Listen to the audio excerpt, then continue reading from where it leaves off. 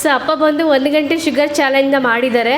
So ಅವ್ರಿಗೆ ಬಂದು starting ನಾವು ಶುಗರ್ ಟೆಸ್ಟ್ ಮಾಡಿದಾಗ 234 ಇತ್ತು. ಎಷ್ಟು ಹೇಳಿ? 234 ಇತ್ತು. ಇವಾಗ ಬಂದು 1 ಅವರು ಎಲ್ಲ ಥೆರಪಿನ ಮಾಡಿದ್ಮೇಲೆ 126 ಆಗಿದೆ. ಜ್ವರ ಕ್ಲಾಪ್ಸ್ ಇರಬೇಕು. ಸೊ ಅಪ್ಪಂಗೆ ಎಷ್ಟು ವರ್ಷದಿಂದ ಶುಗರ್ ಇತ್ತು, ಎಷ್ಟೆಲ್ಲ ಟ್ಯಾಬ್ಲೆಟ್ ತೊಗೊತಿದ್ರು, ಸೊ ಇಷ್ಟು ಕಡಿಮೆ ಆಗಿದೆಯಲ್ಲ ಅವ್ರಿಗೆ ಏನು ಅನಿಸುತ್ತೆ ಅಂತ ಕೇಳೋಣ. ನಮಸ್ತೆ ಅಪ್ಪ. ನಮಸ್ತೆ. ನಿಮ್ಮ ಹೆಸರಪ್ಪ? ಮೊಹಮ್ಮದ್ ಇಕ್ಬಾಲ್ ಅಂತೇಳಿ. ನಾವು ಚಿತ್ರದುರ್ಗದಿಂದ ಬರ್ತಾ ಇದ್ದೀವಿ. ಮೊದಲನೇದಾಗಿ ಈ ಸಂಸ್ಥೆಗೆ ನಾನು ಧನ್ಯವಾದ ಹೇಳ್ತೀನಿ.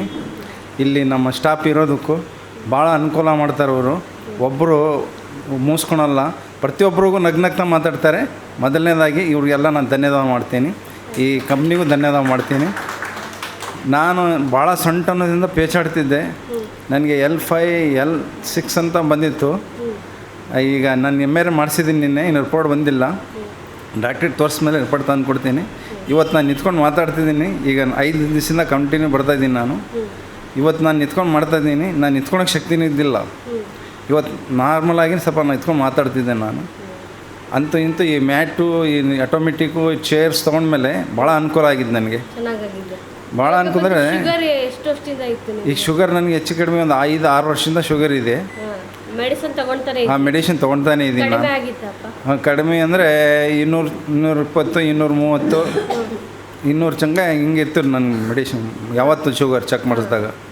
ಇವತ್ತೇ ನನಗೆ ಶುಗರ್ ಬಂದಿರೋದು 100 ಚಿಲ್ಲರೆ ಇವತ್ತೇ ಬಂದಿರೋ ಶುಗರ್ ನನಗೆ. ಖುಷಿ ಆಗ್ತದೆ. ಇಲ್ಲಮ್ಮ, ಎಲ್ಲೂ ನೋಡಿದ್ದಿಲ್ಲ, ಇದೇ ಫಸ್ಟ್ ನೋಡ್ತಾ ಇರೋದು. ಇವತ್ತು ನನಗೆ ಫಸ್ಟ್ನೇದಾಗಿ ಒಂದು ಆಟೋಮೆಟಿಕ್ ಕೊಟ್ಟರು, ಆಮೇಲೆ ಒಂದು ಹೊಸ ಬೆಡ್ ಕೊಟ್ಟರು, CCM ಕೊಟ್ಟರು, ಆಮೇಲೆ ಒಂದು ಬೆಲ್ಟ್ ಕೊಟ್ಟರು. ಆದ ನಂತರ ಫಸ್ಟಿಗೆ ನಮ್ಮದು ವಾಟ್ರ್ ಕೊಟ್ಟರು, ಹನಿ ವಾಟ್ರ್ ಅಂತ ಹೇಳ್ಬಿಟ್ಟು, ಜೇನ್ ವಾಟ್ರ್ ಅಂತ ಕೊಟ್ಬಿಟ್ರು. ಅದನ್ನು ನನಗೆ ಫಸ್ಟಿಗೆ 2 ಲೋಟ ಕೊಟ್ಟರು. ಅದು ನಂತರ 2 ಬೆಡ್ ಆದಮೇಲೆ ಅದಕ್ಕೆ ಮತ್ತೆ 2 ಲೋಟ ಕೊಟ್ಟರು. ಈಗ 1 ಲೋಟ ಕೊಟ್ಟರು. ಅದಾದಮೇಲೆ ಚೆಕ್ ಮಾಡಿದರೆ ನನಗೆ 120 ಚಿಲ್ಲರೆ ಬಂತು. ಖುಷಿ, ಭಾಳ ಖುಷಿ ಆಯ್ತಮ್ಮ. ಹೊಸ್ದಾಗಿ ಬಂದವ್ರಿಗೆಲ್ಲ, ಈ ಸರಕೆರೆಯವರಿಗೆ ಬಂದು ಇದನ್ನು ಅನುಭವಿಸಿದ್ರೆ ಮಾತ್ರ ಗೊತ್ತಾಗೋದು. ಸುಮ್ಮನೆ ಬಂದು ಯಾರೋ ಹೇಳಿದ್ರೆ ಗೊತ್ತಾಗಲ್ಲ. ಇದು ಅನುಭವಿಸಿದ ಮೇಲೇ ಗೊತ್ತಾಗೋದು. ಇದರ ಅನುಭವ ಏನಂತ ಪಡಿಬೇಕಂದ್ರೆ ಫಸ್ಟ್ ನಾವು ಬರಬೇಕು, ಇಲ್ಲಿ ಇದರ ಅನುಭವ ಪಡ್ಕೋಬೇಕು, ಆಮೇಲೆ ತಿಳಿಸ್ಬೇಕು. ಸುಮ್ಮನೆ ಯಾರೋ ಹೇಳಿದ್ರು ಯಾರೋ ಕೇಳಬಾರ್ದು. ಇದರಿಂದ ಏನು ತೊಂದರೆ ಆಗೋಲ್ಲ, ಪ್ರತಿಯೊಂದಕ್ಕೂ ಬೆನಿಫಿಟ್ ಆಗ್ತಿತ್ತು ಹೊರತು ತೊಂದರೆ ಏನೂ ಆಗೋಲ್ಲ.